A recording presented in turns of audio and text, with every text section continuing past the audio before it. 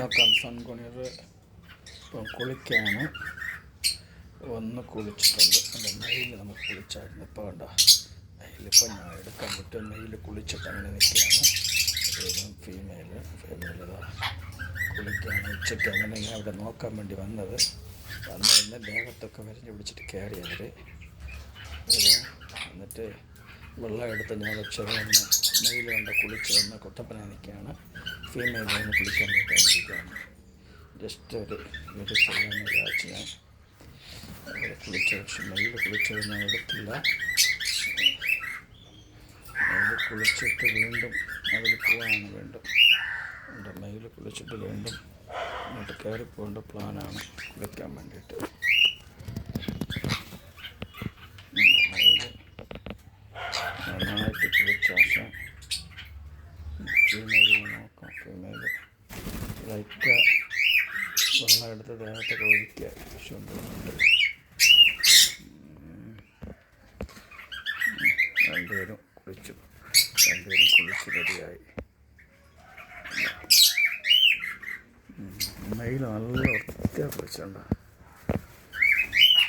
Female ശരിയായില്ലെന്ന് തോന്നുന്നു. വീണ്ടും ഇവിടെ ഇറങ്ങിയ അല്പം ഒരു മടി പോലെയാണ് ഫീമെയിലിന്. മെയിൽ നന്നാകണ്ട. മെയിൽ നന്നായിട്ട് കുളിച്ച് അതിൻ്റെ ഫെതറൊക്കെ ഒന്ന് ഡ്രൈ ചെയ്തുകൊണ്ടിരിക്കുക. ക്ലിയർ ചെയ്തേണ്ട. ഇത് ഇവരൊക്കെ ഉച്ചയ്ക്ക് എങ്ങനെയാണ്? ഉച്ചയ്ക്ക് ഇന്നലിപ്പോൾ ചൂടുണ്ട്, അതുകൊണ്ടാണ് അവർ കുളിക്കേണ്ട ഇതിൽ നിൽക്കുക.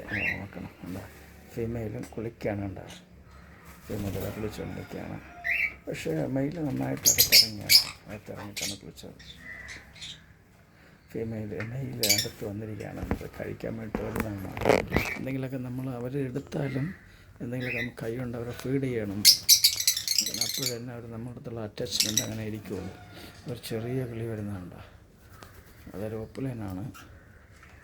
അവനും വന്ന് ഇവരും വെള്ളമൊക്കെ കുടിക്കില്ല. വെള്ളം മാറ്റണം. ഞാൻ ഇവരെ കുളിച്ചതിന് ശേഷം മാറ്റാൻ ഉദ്ദേശിക്കുക. അതാ ഫീമെയിൽ കുളിച്ചുകൊണ്ടിരിക്കുന്നുണ്ട്.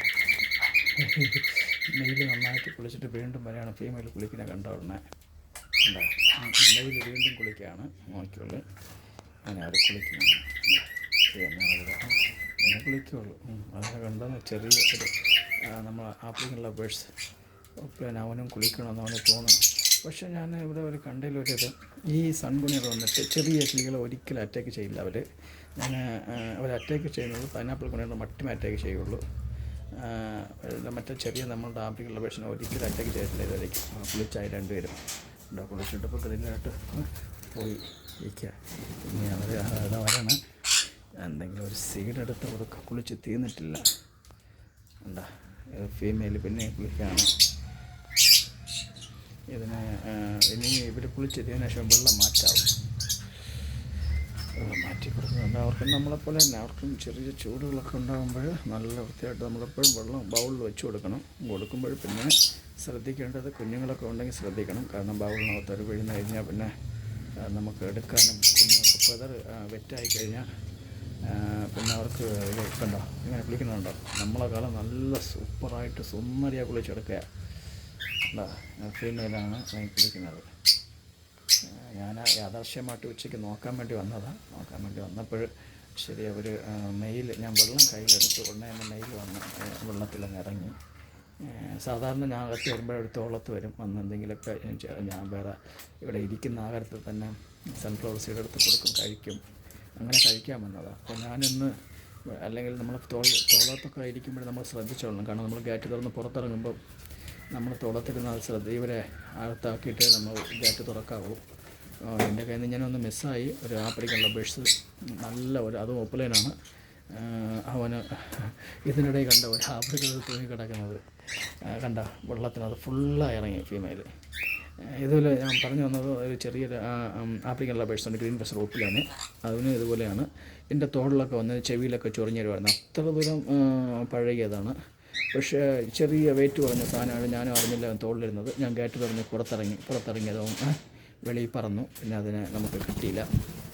അങ്ങനത്തെ അബദ്ധങ്ങൾ നിങ്ങൾക്കും പറ്റരുത്. ആർക്കും ഈ വീഡിയോ കാണുന്നെങ്കിൽ, കാരണം നമ്മൾ വളരെ സ്നേഹിച്ച് വളർത്തുന്നതാണ്. ഒരു നല്ല അറ്റാച്ച് ആയിരിക്കുന്ന സാധനങ്ങൾ. കാരണം നമ്മൾ ഇതിൽ എല്ലാ കിളികളും നമ്മളുടെ തോളത്ത് വന്നിരുന്ന് അല്ല നമ്മളെ കയ്യിൽ വന്നിരിക്കണമെന്നില്ല.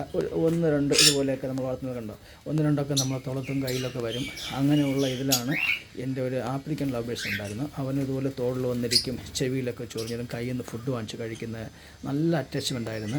ഈ ആഫ്രിക്കൻ ലവ് ബേഴ്സ് വെയിറ്റ് കുറഞ്ഞ സാധനമാണ്. ഞാനും അറിഞ്ഞില്ല. ഞാൻ പെട്ടെന്ന് ഗേറ്റ് തുറന്ന് പുറത്തിറങ്ങി, അവൻ തോളിലിരുന്നെങ്കിൽ ഞാൻ അറിഞ്ഞില്ല. അതിൻ്റെ ഒന്ന് മിസ്സായി. കുറച്ച് സമയം ഫീൽ ചെയ്തായിരുന്നു, ഒരു 2-3 മണിക്കൂർ ചെറിയ ഫീലിംഗ് ഉണ്ടായിരുന്നു.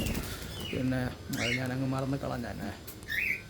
എന്തായാലും അത് ചത്തുപോയില്ലല്ലോ, ജീവനോടെ എവിടെ പറന്ന്, എൻ്റെ മുമ്പ് വെച്ച് തന്നെ നല്ല ഹൈറ്റിൽ പറന്നു പോയി, എവിടെ പറന്നു പോയി എന്നുള്ളൊരു ചെറിയൊരു ആശ്വാസത്തോടെ ഞാൻ അതിനങ്ങ് മറന്ന് കളഞ്ഞു.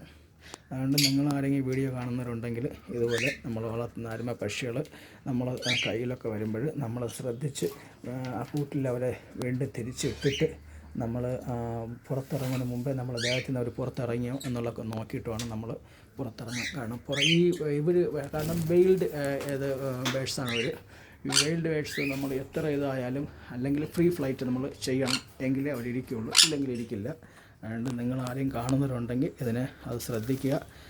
നമ്മൾ കൂട്ടിൽ നിന്ന് പുറത്തിറങ്ങുന്നതിന് മുമ്പേ അവരെ സേഫായിട്ട് ഐവറിക്കകത്ത് വിട്ടിട്ട് വേണം നമ്മൾ പുറത്തിറങ്ങാൻ. ഇല്ലെങ്കിൽ നമുക്ക് നഷ്ടപ്പെട്ട വേദന ഉള്ളതുകൊണ്ടാണ് ഞാൻ നിങ്ങളടുത്ത് പറയുന്നത്. Okay, thanks for watching.